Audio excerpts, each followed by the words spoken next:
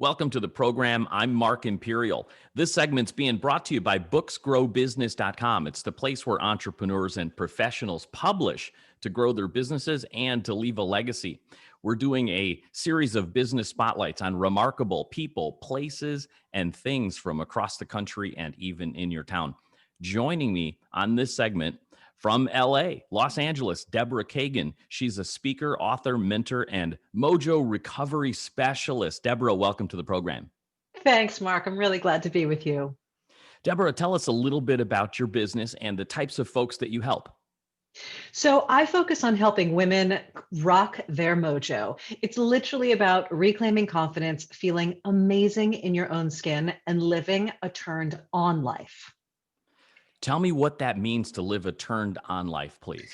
So it's where you're enthusiastic about who you are, what you're up to, that it's that ignition switch inside you where it's flipped on.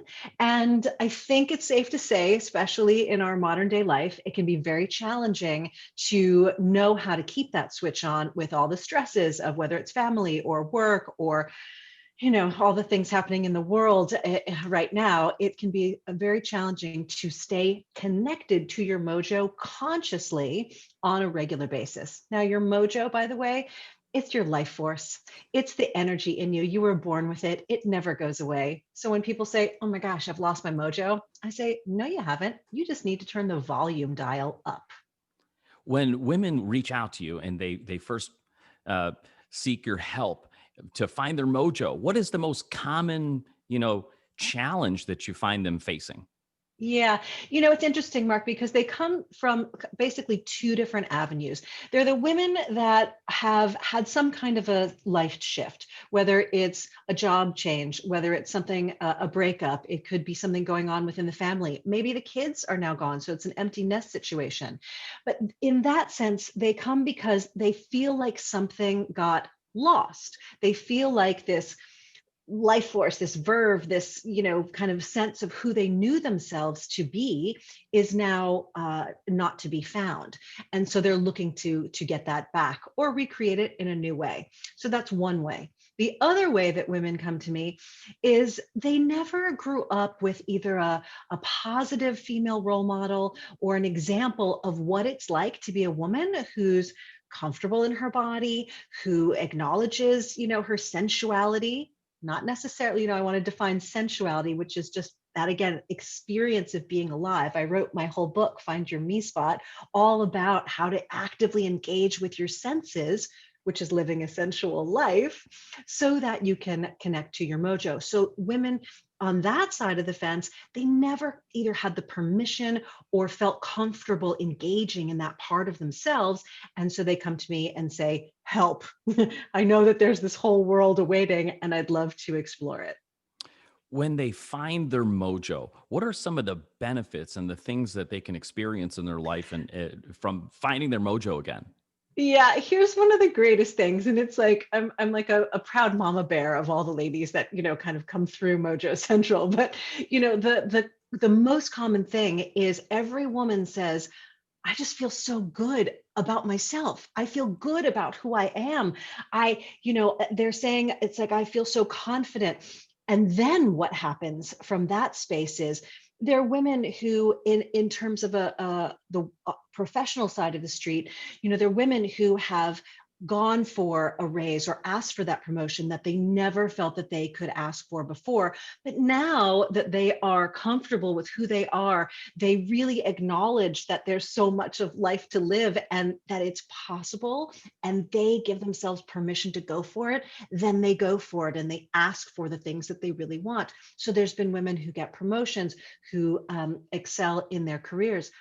One of my personal favorites is the women who do have younger children, and what happens, the transformation within their families, and how suddenly their kids are now getting to grow up with this information and use the Mojo tools. So this whole new generation is growing up with their Mojo intact. So they won't need somebody like me when they grow up. And I think that is one of the greatest things that happens, not only for the women that come to me, but then for the next generations. Now, with so many folks that find their mojo, there are so many more women that remain stuck, perhaps longer than they need to be. What are some of the traps or the pitfalls that mistakes that they make that keep them trapped and not finding their mojo? Yeah, one of the really common ones, Mark, is where they say, "Oh, well, that's great for you. It's going to be okay for you and it's going to work for you, but it's not going to work for me." And so this idea that mojo is not for you is a trap because it's absolutely not true. You see, with mojo, I created the four pillars of mojo, and mojo, four-letter word, so it's a good four-letter word. And the first pillar is the M, it's mindset. And so the trap that these women fall into is, oh, thinking it's not for me, but that's coming from the past. That's coming from old thinking. That's coming from a lack of worthiness, a lack of belief that you're valuable. So that is one of the main traps. And the other main trap that I see is, oh, you know what? It's just not the right time, or I need to get my house organized, or I need to get something figured out, or with my family first. But the thing is, when you think that there's something else to go before you and your mojo, you're putting things in the wrong order, because everything that I've cultivated and the business that I bring to women is about you. It's literally the concept of wherever you are, there you are, and you are the center of your universe. So when you fill yourself up and you start with yourself, then you can come from this place of overflow. And that is a hurdle that I see many women allowing themselves to get tripped up on, again, based on the fact about the lack of worthiness or lack of belief that this might, quote, work for them. Reminds me of the airlines when they say, put your mask on first before you help Yes, others. exactly. It's the same concept. Deborah, tell us a little bit about your journey and how you got here helping Well, others. How did you find your mojo story? What's your mojo story, and what brought you to helping others with theirs? how long you got, Mark? So the very short soundbite of it is, I knew from a young age that there was something, sort of this magic to life. I knew that there was something else beyond just our physicality. And you can call it now this energy. Quantum physicists have proven, that everything is energy at this point. There is this field that we are all living in. We're swimming in a sea of mojo, if you will. Call it mojo, chi, ki, prana, life force. I like to call it mojo. But I kind of knew that at a young age. And then, probably like many listeners out there, I went through a lot of trials and tribulations, grew up in a home of domestic violence, experienced rape as an early teen, many things that are, on the surface, of course, horrific experiences. So those experiences led to a breakdown of my own comfort level in my body. Like the body became an unsafe place to be. But here's the key, Mark. When you are not connected in your body, I call it embodiment, you will not have this connection with your mojo.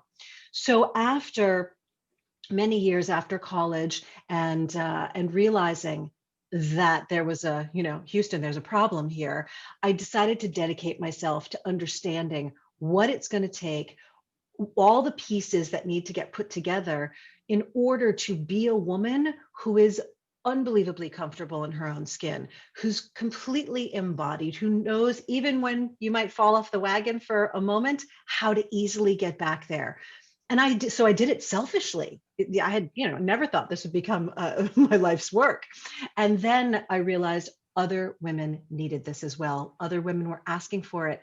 And so, almost 12 years ago now, I started a women's group out of my living room. And, it grew and then continued to grow. And here we are with the whole Rock Your Mojo world.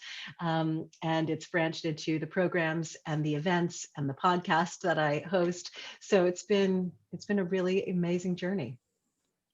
Tell us a little bit about your Mojo universe. Like when people come to work with you, what does the universe look like? Well, how do you first work? And I understand that you do live events, and at the time when we could get together, you're doing them live, or you doing virtually now? Give us a sneak peek at the whole Mojo universe and how people work with you. Yeah, so you can take a taste, and there's a bunch of free offerings out there. So on my website, there's a great 4-part video series where you get to taste each of the pillars: mindset, your oracle, which is your body getting connected to your power center to activate your mojo, then joining with the different roles that you play. That's the J of mojo, and the final O is your oasis, turning your environment into a hub of mojo so it fuels you and you don't have to feel so drained or stressed out. So there's things where you can get complimentary to get into the mojo universe, all the way to I run a mentorship. That's one of my pride and joys, and I love, where women come for a year to be in this incredible group of like-minded women, in order to learn the tools, to steep in this information and be supported by a community. I think, Mark, one of the things that I'm sure you know about, but I still feel like needs attention out in the collective, is the power of being in a like-minded community. Right. I mean, Napoleon Hill writes about it in Think and Grow Rich. Of course, we're talking about this concept of a mastermind. And so where two or more are gathered, virtually or in person, great transformation occurs. And that's what I love about the mentorship. There's my podcast, which launched about a year ago. It's called The Real Undressed. That's a fantastic place to also stay up to date and hear amazing conversations with certain experts in the fields related to mojo.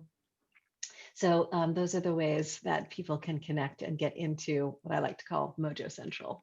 Mojo Central. I Yeah. love it. And I absolutely resonate with you on the power of the mastermind. For 8 years myself, I ran a Dan Kennedy mastermind here in the Chicagoland area. So I know the power of being with like-minded folks. Everybody has a piece of the puzzle, and together you have a lot of pieces of the puzzle. So Yes. I absolutely love that. So Deborah, for listeners out there resonating with you and would definitely like to connect and find these pieces from you, and join and get into Mojo Central, how do they find you and connect with you? Yeah, so the hub is Deborah-Kagan.com. That's my main site. It's DEBORAH-KAGAN.com. And also I play quite a big game on Instagram. So I would say come follow me there. That's definitely the platform. Lots of stories. You'll get to meet my rescue pooch Lola. She's featured on there a lot. And of course, all the hyperlinks to everything that I do is in the profile on Instagram as well. Fantastic. Deborah-Kagan.com. Deborah, I appreciate you taking the time and sharing with my audience today. I wish you continued success for you, for Mojo Central, all of your members and clients. Thank you so much, Mark. It's great to be with you. This segment's been brought to you by booksgrowbusiness.com. It's the place where entrepreneurs and professionals publish to grow their businesses and to leave a legacy. That's all for now. I'm Mark Imperial, and thanks for joining us.